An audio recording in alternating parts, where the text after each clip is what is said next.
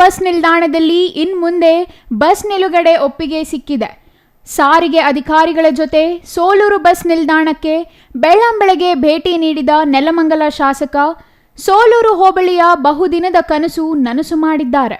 ಶಾಸಕ ಎನ್ ಶ್ರೀನಿವಾಸ್ ಮಾತನಾಡಿ, ಸೋಲೂರು ಬಸ್ ನಿಲ್ದಾಣದಲ್ಲಿ ಬಸ್ ನಿಲುಗಡೆ ಆಗದ ಹಿನ್ನೆಲೆ ವಿದ್ಯಾರ್ಥಿಗಳಿಗೆ ಮತ್ತು ಸ್ಥಳೀಯರಿಗೆ 16 ವರ್ಷಗಳಿಂದ ಸಮಸ್ಯೆ ಆಗಿತ್ತು. ಇದೀಗ ಸಾರಿಗೆ ಅಧಿಕಾರಿಗಳ ತಂಡ ಭೇಟಿ ಮಾಡಿ ಶಾಶ್ವತ ಸಮಸ್ಯೆಗೆ ಮುಕ್ತಿ ನೀಡಲಾಗಿದೆ. ಇಂದಿನಿಂದ ಸೋಲೂರು ಬಸ್ ನಿಲ್ದಾಣದಲ್ಲಿ ಬಸ್ ನಿಲುಗಡೆಗೆ ಆದೇಶ ಮಾಡಲಾಗಿದೆ. ಎಕ್ಸ್‌ಪ್ರೆಸ್ ಹೊರತುಪಡಿಸಿ ನಾಗಮಂಗಲ, ಕುಣಿಗಲ್, ತುರುವೇಕೆರೆ ಭಾಗದ ಬಸ್ಗಳು ಇನ್ಮುಂದೆ ನಿಲುಗಡೆಯಾಗಲಿದೆ. ತುಮಕೂರು ಡಿಪೋ ಬಸ್ಗಳನ್ನು ಮಾಗಡಿಗೆ ವರ್ಗಾಯಿಸಲಾಗಿದೆ ಎಂದರು. ಸೋಲೂರು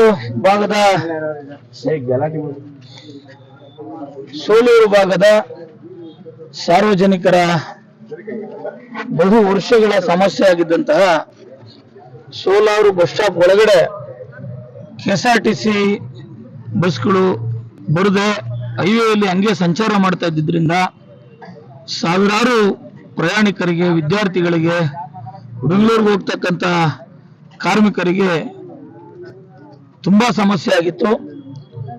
ನಾನು ಶಾಸಕನಾದಂಥ ಪ್ರಾರಂಭಿಕ ದಿನಗಳಲ್ಲೇ ಸಾರ್ವಜನಿಕರು ಈ ಸಮಸ್ಯೆಯನ್ನು ನನ್ನ ಗಮನಕ್ಕೆ ತಂದಿದ್ರು.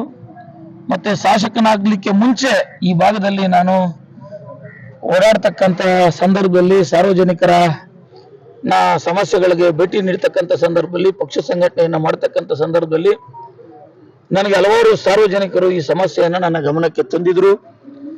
ನಾನು ಅವರಿಗೆ ಒಂದು ಭರವಸೆಯನ್ನು ಕೊಟ್ಟಿದ್ದೆ. ಸಿಟಿಎಂ ಕಚೇರಿಗೆ ಹೋಗಿ ಸಿಟಿಎಂ ಅವರನ್ನ ನಾನು ವಿನಂತಿ ಮಾಡಿದೆ. ಸಿಟಿಎಂ ಅವರು ಬಹಳ ಈ ಸಮಸ್ಯೆಯನ್ನು ಗಂಭೀರವಾಗಿ ಪರಿಗಣಿಸಿ, ಸರ್ ನಾನೇ ಬರ್ತೀನಿ ಸ್ಪಾಟ್ಗೆ, ಅಲ್ಲಿನ ಸಮಸ್ಯೆ ನೀವು ಹೇಳ್ತಾ ಇರೋದಂಥದ್ದು ನೋಡಿದ್ರೆ ನಾನೇ ಕಣ್ಣಾರ ನೋಡಬೇಕು, ಅದನ್ನು ಬಂದು ಸೆಟ್ರೇಟ್ ಮಾಡಿಸ್ಕೊಡ್ತೀನಿ ಅಂತ ಹೇಳಿದ್ರು. ಅದೇ ರೀತಿ ಇವತ್ತು ಬಂದಿದ್ದಾರೆ. ನಾನು ಅವರಿಗೆ ಧನ್ಯವಾದಗಳನ್ನ ಸೋಲೂರು ಹೋಬಳಿಯ ಜನತೆಯ ಪರವಾಗಿ ಒಬ್ಬ ಈ ಕ್ಷೇತ್ರದ ಸೇವಕನಾಗಿ ಸಲ್ಲಿಸ್ತೀನಿ. ಈ ವೇಳೆ ಕಾಂಗ್ರೆಸ್ ಬೆಂಗಳೂರು ಗ್ರಾಮಾಂತರ ಜಿಲ್ಲಾಧ್ಯಕ್ಷ ಸಿಆರ್ ಗೌಡ, ನಾಗರುದ್ರ ಶರ್ಮಾ, ಬ್ಲಾಕ್ ಕಾಂಗ್ರೆಸ್ ಅಧ್ಯಕ್ಷ ರಂಗಸ್ವಾಮಿ, ನಾಗರಾಜು, ನೂರಾರು ಸ್ಥಳೀಯ ಮುಖಂಡರು, ವಿದ್ಯಾರ್ಥಿಗಳು ಶಾಸಕರಿಗೆ ಸಾಥ್ ನೀಡಿದರು. Maruti, CTV news, Nelamangala.